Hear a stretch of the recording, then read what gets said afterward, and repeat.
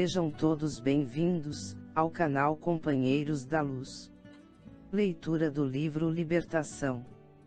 Coleção A Vida no Mundo Espiritual, obra do Espírito André Luiz, por Chico Xavier. Iniciemos então o capítulo 13. Convocação familiar. Alcançando a grande residência em que Margarida descansava, antes de nos instalarmos de novo junto à enferma, Gubbio, assistido agora pelo enorme respeito de Saldanha, dirigiu-lhe a palavra, examinando a oportunidade de conversarmos com o juiz e analisar a situação da filhinha de Jorge, ali refugiada. O magistrado residia com os parentes na ala central do vasto edifício de que Gabriel e a esposa usavam pequena dependência.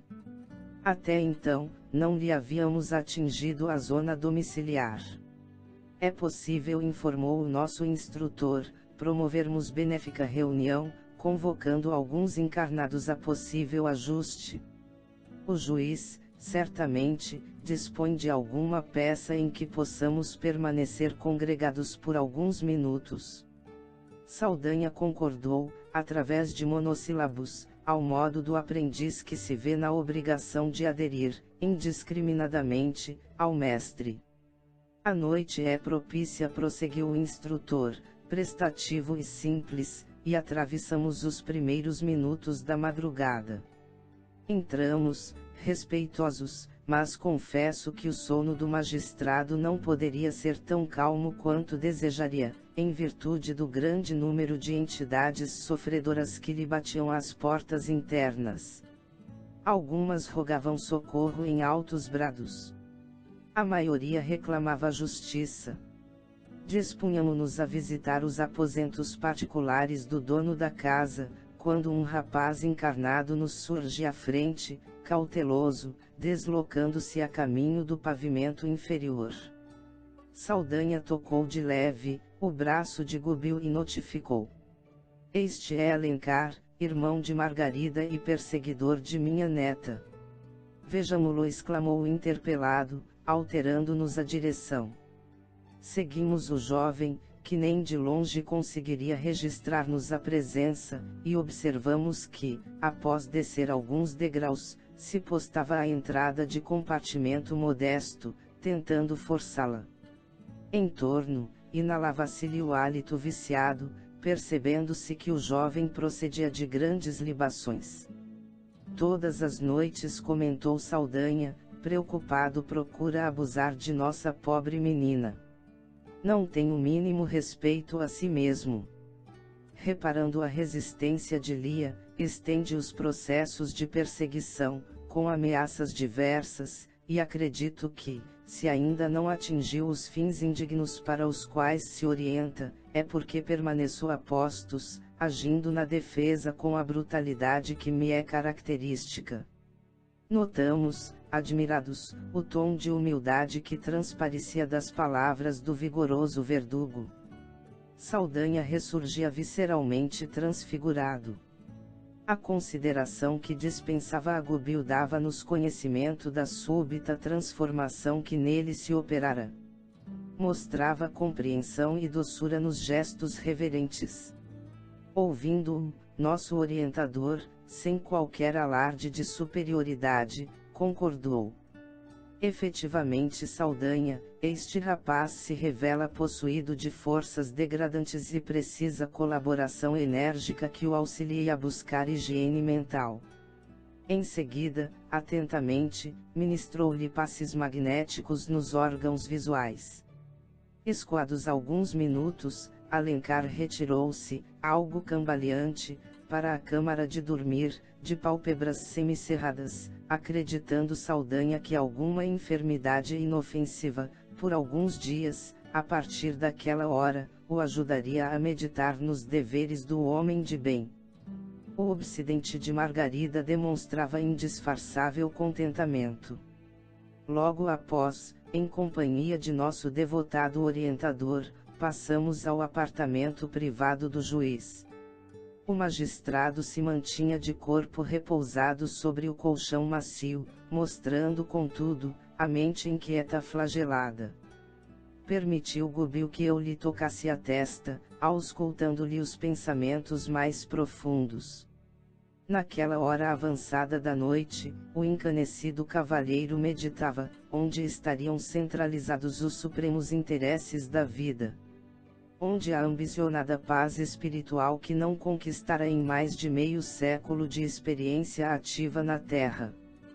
Porque arquivava no coração os mesmos sonhos e necessidades do homem de 15 anos, quando ultrapassara já os 60. Crescera, estudara, casara-se.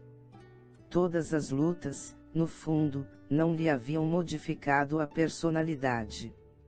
Conquistara os títulos que assinalam no mundo os sacerdotes do direito, e por centenas de vezes, envergara a toga para julgar processos difíceis. Proferira sentenças inúmeras e tivera nas mãos, sob o próprio desígnio, a destinação de muitos lares e de coletividades inteiras. Recebera homenagens de pobres e ricos, grandes e pequenos, no transcurso da viagem pelo encapelado mar da experiência terrestre em face da posição que desfrutava no ataviado barco do tribunal. Responderá a milhares de consultas em casos de harmonia social, mas na vida íntima, singular deserto lhe povoava a alma toda. Sentia sede de fraternidade com os homens, todavia, a posse do ouro e a eminência na atividade pública impunham-lhe grandes obstáculos para ler a verdade na máscara dos semelhantes. Experimentava intraduzível fome de Deus. No entanto, os dogmas das religiões sectárias e as discórdias entre elas, afastavam-lhe o espírito de qualquer acordo com a fé atuante no mundo. Por outro lado, a ciência comum, negativista e impenitente, ressecara-lhe o coração. Toda a existência se resumiria a simples fenômenos mecânicos dentro da natureza. Adotada essa hipótese, toda a vida humana seria tão importante como a bolha d'água a desfazer-se ao vento. Sentia-se dilacerado, oprimido, exausto. Ele que esclarecerá a muitos, quanto às mais elevadas normas de conduta pessoal, como elucidaria, agora, a si mesmo. Defrontado pelos primeiros sintomas da velhice do corpo de carne, reagia, magoado, contra a extinção gradual das energias orgânicas. Porque as rugas do rosto, o alvejar dos cabelos, o enfraquecimento da visão e o empobrecimento do celeiro vital, se a mocidade lhe vibrava na mente ansiosa por renovação. Seria a morte simplesmente a noite sem alvorada. Que misterioso poder dispunha, assim, da vida humana, conduzindo-a a objetivos inesperados e ocultos. Retirei a mão direita, percebendo que o respeitável funcionário tinha os olhos úmidos. Aproximou-se Gubil e colocou-lhe as mãos sobre a testa, comunicando-nos que prepará-lo-ia para a conversação próxima, dirigindo-lhe a intuição para as memórias do passado do processo em que Jorge fora implicado. Daí a instantes, notei que os olhos do juiz exibiam modificada expressão. Dir-se-ei a contemplar em cenas distanciadas, com indizível tortura. Mostravam-se angustiados, doridos. O instrutor recomendou-me tornar à auscultação psíquica e voltei a pousar a mão direita sobre o cérebro dele. Com as minhas percepções gerais algo desenvolvidas, ouvi-lhe os pensamentos novos. Por que razão se detinha, meditava o pai de Margarida, naquele processo liquidado a seu ver, desde muito, ferindo o próprio coração. Anos haviam transcorrido sobre o crime obscuro, entretanto, o assunto lhe revivia na cabeça, qual se a memória lhe impusesse, tirânica e desapiedada, por disco de estranho padecimento moral. Que motivos o levavam a rememorar semelhante peça judiciária com tanta força? Via Jorge, mentalmente, esquecido no abismo da inconsciência e lembrava-lhe as palavras veementes, afirmando inocência. Não conseguia explicar por que fortes razões lhe recolhera a filha, introduzindo-a no próprio lar. Em vão procurava o móvel secreto que o levava a demorar-se no assunto, naquela madrugada de inexplicável insônia. Recordou que o sentenciado perderá a assistência dos melhores amigos e a própria esposa suicidará-se em pleno desespero. No entanto, por que reter-se naquele caso sem importância? Ele, o juiz, chamado a processos incontáveis, apreciara enigmas muito mais intrincados e importantes. Não conseguia, pois, justificar-se, quanto às memórias do passado do humilde condenado, réu de crime comum.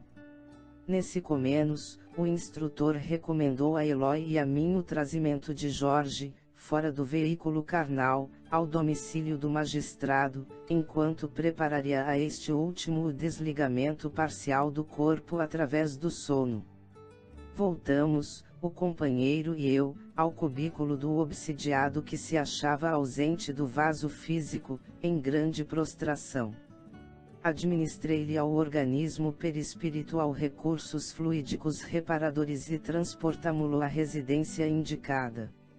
A essa altura, o dono da casa e a neta de Saldanha, provisoriamente libertos das teias fisiológicas, já se encontravam ao lado de Gubbio, que recebeu Jorge com desvelado carinho, e unindo os três como que identificando-os a uma corrente magnética de forte expressão, emprestou-lhes forças à mente, por intermédio de operações fluídicas, para que o ouvissem acordados, em espírito, tanto quanto possível. Notei, então, que o despertamento não era análogo para os três. Variava de acordo com a posição evolutiva e condições mentais de cada um. O magistrado era mais lúcido pela agilidade dos raciocínios, a jovem Lia colocava-se em segundo lugar pelas singulares qualidades de inteligência, situava-se Jorge em posição inferior, em face do esgotamento em que se encontrava. Vendo-se à frente do antigo réu e da filha, que identificou, de pronto, o categorizado expoente da justiça, perguntou a esmo, absorvido de irreprimível espanto: "Onde estamos? Onde estamos?" Nenhum de nós se atreveu à resposta.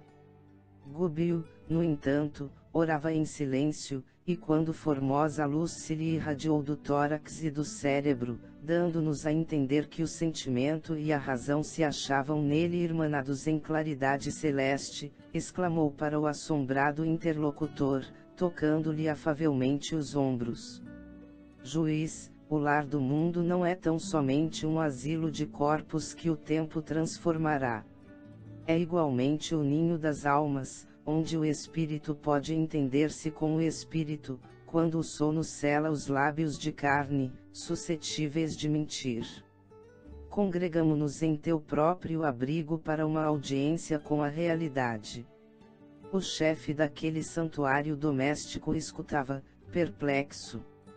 "O homem encarnado na terra", continuou Gubbio empolgante, "é uma alma eterna usando um corpo perecível, alma que procede de milenários caminhos para a integração com a verdade divina, à maneira do seixo que desce, rolando nos séculos, do cimo do monte para o seio recôndito do mar.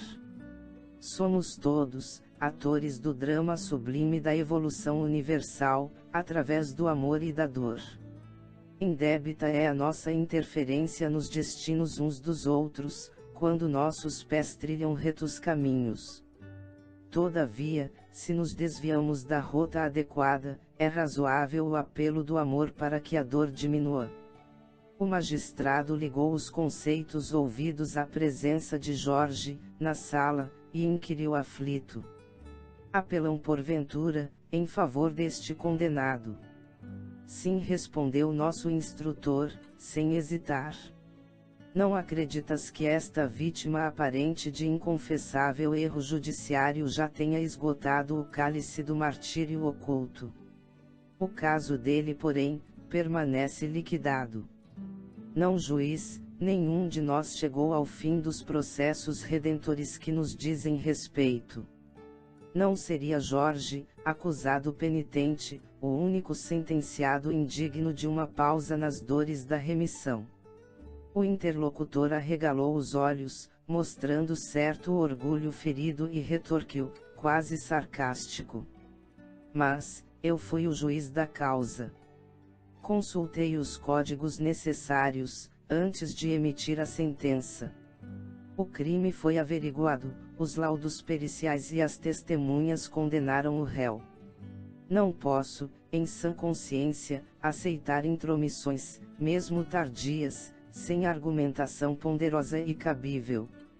Gubbio contemplou-o, compadecidamente, e considerou: compreendo-te a negativa. Os fluidos da carne tecem um véu pesado demais para ser facilmente rompido pelos que se não afeiçoam, ainda, diariamente ao contato da espiritualidade superior. Invocas a tua condição de sacerdote da lei, para esmagares o destino de um trabalhador que já perdeu tudo quanto possuía, a fim de que resgatasse, intensivamente, os erros do passado distante.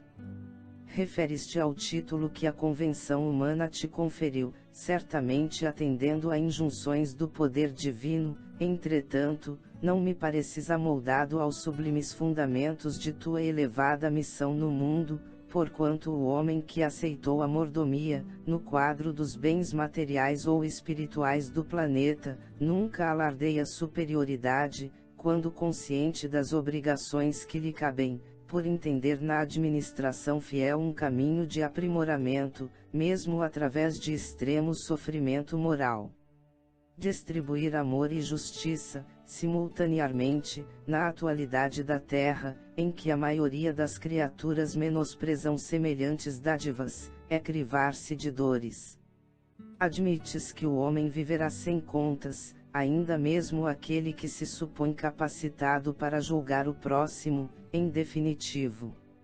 Acreditas haja o teu raciocínio acertado em todos os enigmas da senda. Terás agido imparcialmente em todas as decisões. Não creias.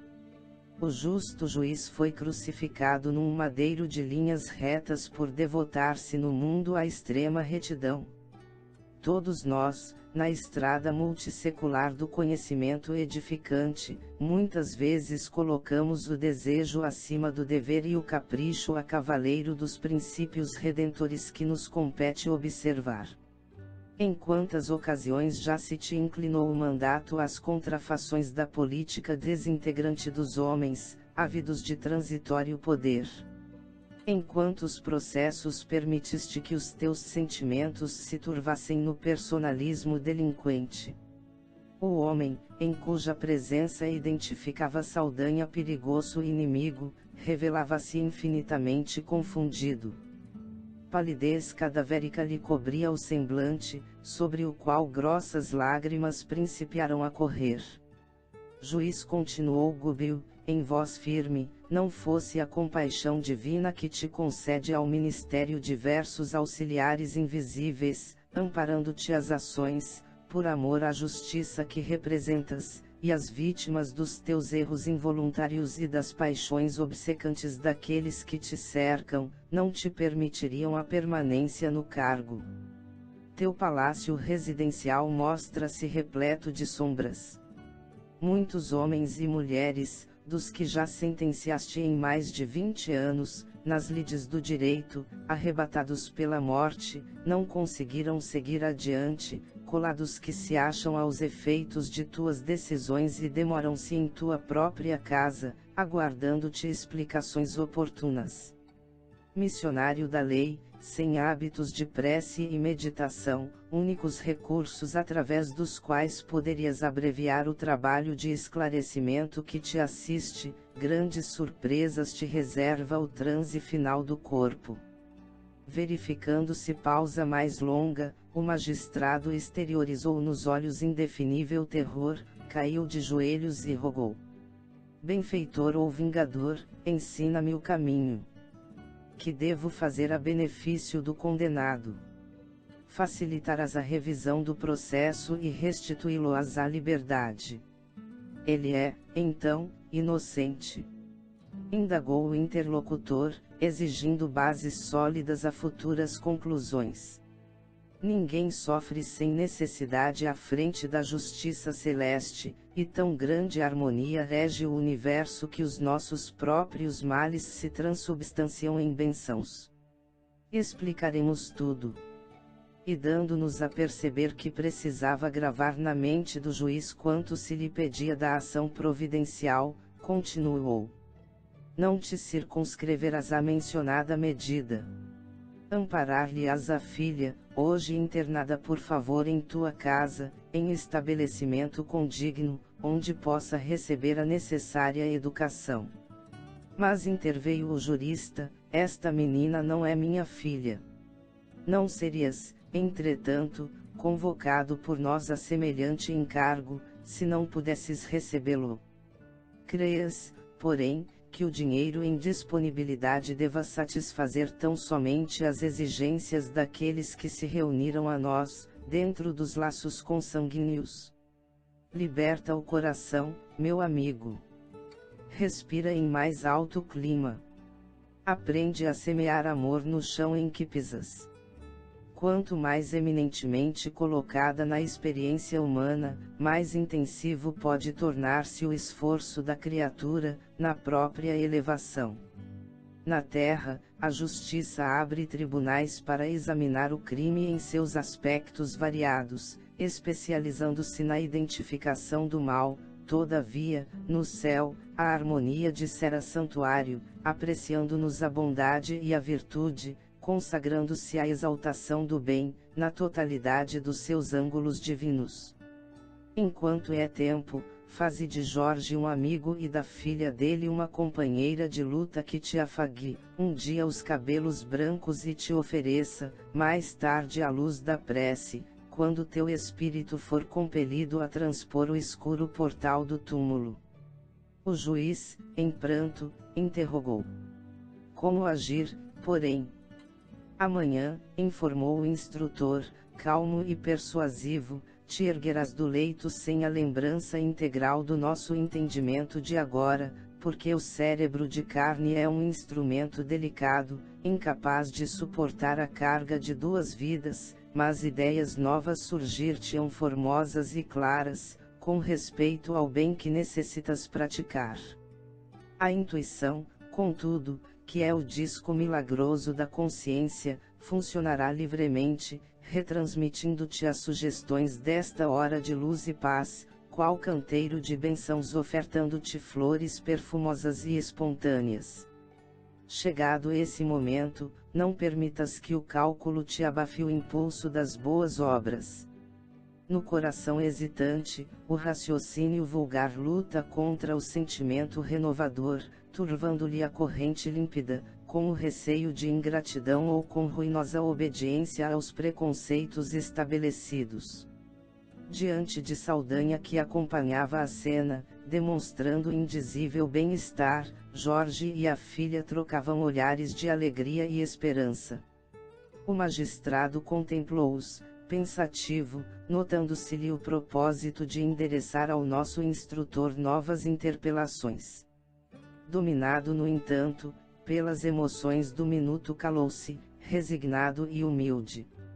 Gúbio, entretanto, perscrutando-lhe os pensamentos, tocou-lhe a testa, de leve, com ambas as mãos e falou em voz firme. Gostarias que me expressasse a respeito da culpabilidade do réu, a fim de que a tua consciência de julgador consolide certos pontos de vista, já esposados no processo a que nos reportamos. Em verdade, quanto ao delito de que é presentemente acusado, Jorge tem as mãos limpas. Entretanto, a existência humana é como precioso tecido de que os olhos mortais apenas enxergam o lado avesso. Nos sofrimentos de hoje, solvemos os débitos de ontem.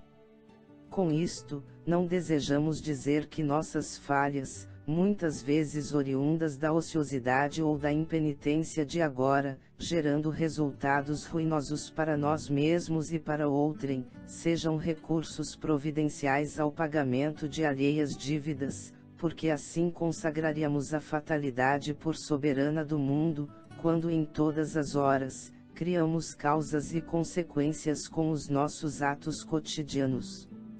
As entidades que pranteiam às tuas portas não choram sem razão, e mais dia menos dia, a toga que envergas temporariamente acertará contas com todos aqueles que, em torno dela, se lastimam. Jorge, porém, que aqui não se encontra em reclamações, e sim, trazido por nós para benéfico entendimento, liberou certa parte do passado doloroso.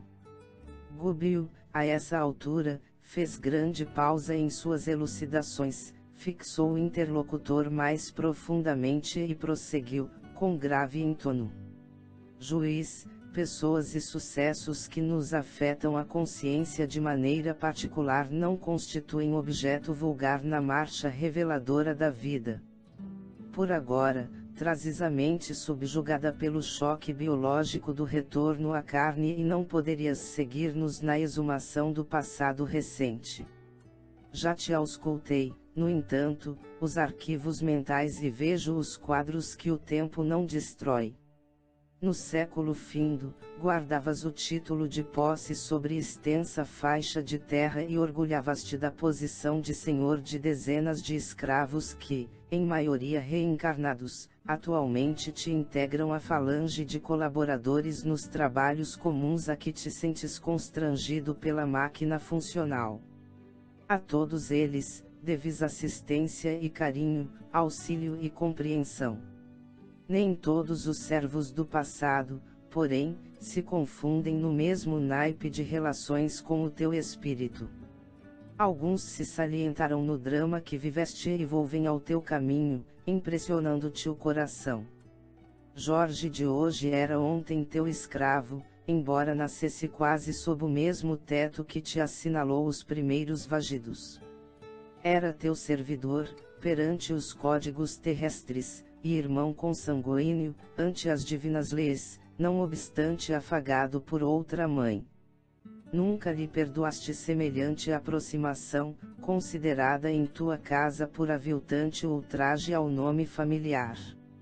Chegados ambos à tarefa da paternidade, teu filho de ontem e de hoje lhe transviou a filha do passado e de agora, e quando semelhante amargura sobreveio, com escárnio supremo para um lar cativo e triste, determinaste medidas condenáveis que culminaram no irreprimível desespero de Jorge em outros tempos, o qual, desarvorado e semilouco, não somente roubou a vida ao corpo de teu filho que lhe invadira o santuário doméstico, mas também a própria existência, suicidando-se em dramáticas circunstâncias. Todavia, nem a dor, nem a morte apagam as aflições da responsabilidade que só o regresso à oportunidade de reconciliação consegue remediar. E aqui te encontras, de novo, diante do condenado, junto do qual sempre te inclinaste à antipatia gratuita, e ao lado da jovem a quem prometeste amparar por filha muito querida ao coração. Trabalha, meu amigo. Vale-te dos anos, porque Alencar e tua pupila serão atraídos à bênção do matrimônio. Age enquanto podes. Todo bem praticado felicitará a ti mesmo, porquanto outro caminho para Deus não existe, fora do entendimento construtivo, da bondade ativa, do perdão redentor. Jorge, humilhado e desiludido, apagou o desvario deplorável, suportando inominável martírio moral em poucos anos de acusação indébita e prisão tormentosa, com viuvez, enfermidades e privações de toda a espécie. O nosso orientador fitou-o, compadecido, na pausa mais ou menos longa que se fizera, e rematou. Não te dispões, por tua vez, aos testemunhos salvadores. Abalo salutar, oculto à nossa apreciação, certamente sulcava fundo, o espírito do magistrado, que mostrava o semblante extremamente transformado. Vimos-lo levantar-se em lágrimas, cambaleante. A força magnética do nosso instrutor alcançara-lhe as fibras mais íntimas, porquanto os olhos dele pareciam iluminados de súbita determinação. Abeirou-se de Jorge, estendeu-lhe a mão direita em sinal de fraternidade, que o filho de Saldanha beijou igualmente em pranto, e, em seguida, acercou-se da jovem, abriu-lhe os braços acolhedores e exclamou comovido: "Serás minha filha, doravante, para sempre." Indescritível contentamento marcou-nos o inolvidável minuto. Gubbio ajudou-os a partir na direção do interior doméstico, e quando nos dispunhamos a reconduzir Jorge ao presídio de cura onde o corpo em repouso o esperava, Saldanha, plenamente modificado por uma alegria misteriosa que lhe refundia as expressões fisionômicas, avançou para o nosso instrutor, e tentando beijar-lhe as mãos, murmurou: "Nunca pensei encontrar noite tão gloriosa quanto esta." Ia desmanchar-se em palavras de reconhecimento, mas Gubbio com naturalidade, obrigou-o a reajustar-se acrescentando: "Saldanha, nenhum júbilo, depois do amor de Deus, é tão grande quanto aquele que recolhemos no amor espontâneo de um amigo.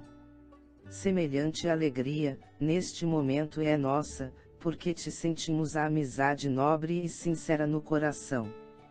E um abraço de carinhosa fraternidade coroou a tocante e inesquecível cena. Chegamos ao final deste capítulo. Não percam o próximo de número 14. Singular episódio. Muito obrigado, boa reflexão, que Jesus abençoe a todos.